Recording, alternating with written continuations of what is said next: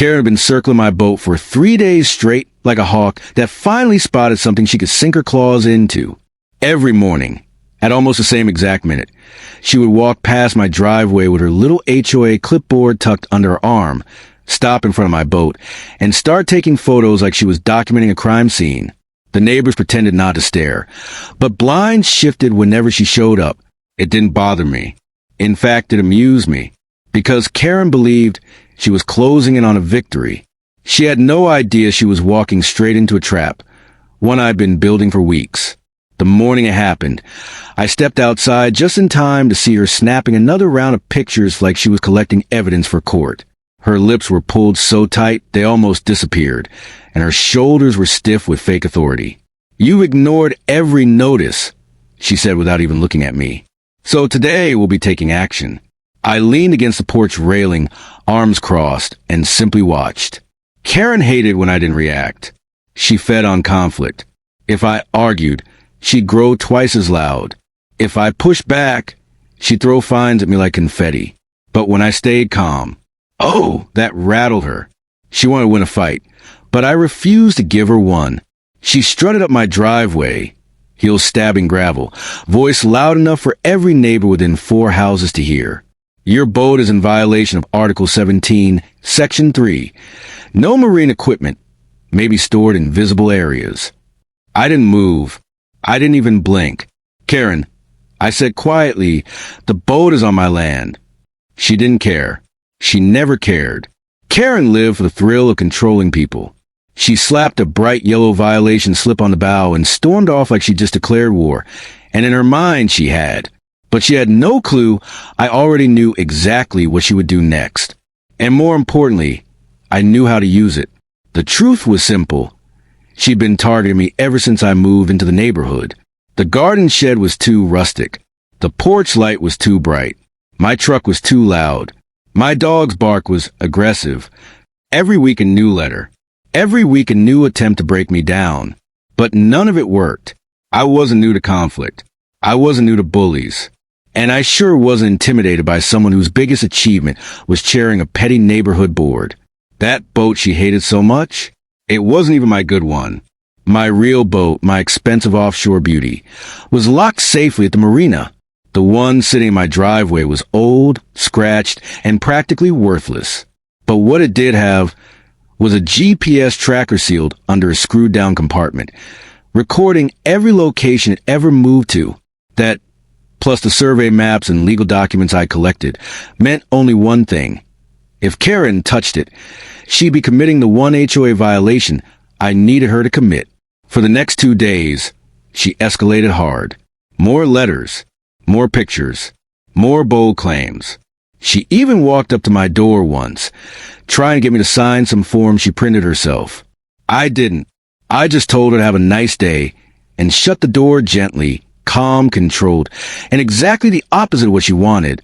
I could practically feel her boiling on my porch, and that's when I knew she was close to snapping.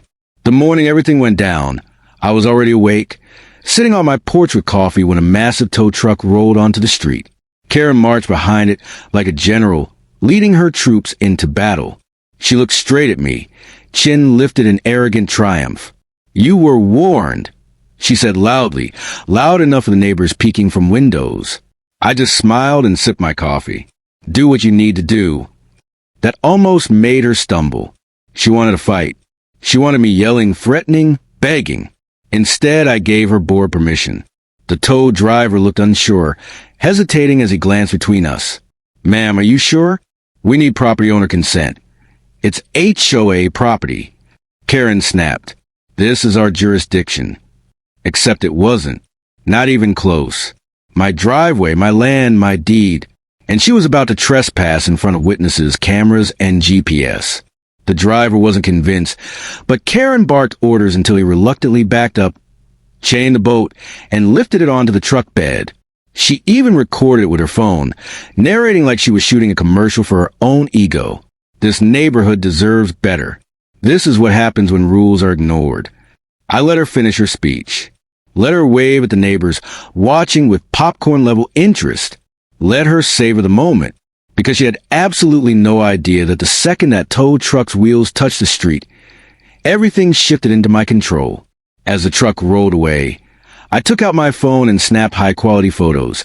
Damage to my driveway, the exact position of the tow truck, Karen walking onto my property, the angle of the chain scraping my concrete. Evidence. Then I walked inside, opened my filing drawer, and pulled out the packet I had been building for months. County survey maps, HOA boundary lines, screenshots of every message Karen ever sent me, and of course documentation proving the HOA had zero authority over my driveway. Within 20 minutes, I was parked at the sheriff's station. The deputy listened, looked at the photos, then at the boundary map, then at the GPS ping, showing the boat's new location.